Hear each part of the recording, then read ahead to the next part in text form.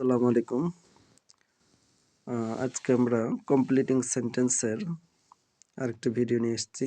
সেটা হচ্ছে if conditional sentence. গত ভিডিওয় আমরা দেখেছি ফার্স্ট কন্ডিশনালের এটি আরেকটি video.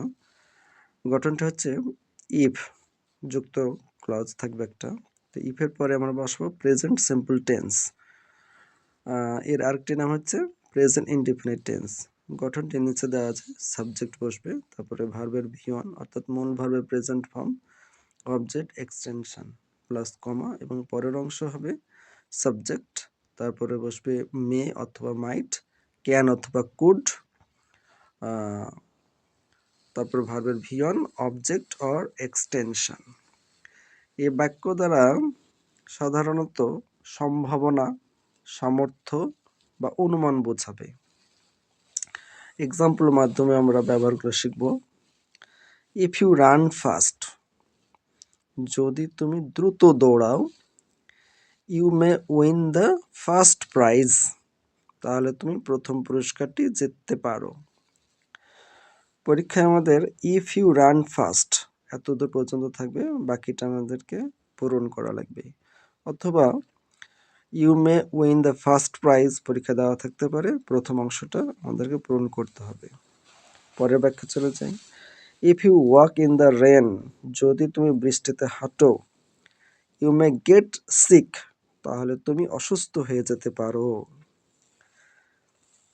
If you go early, যদি তুমি খুব তাড়াতাড়ি যাও, you can get a ticket easily, তাহলে তুমি খুব সহজে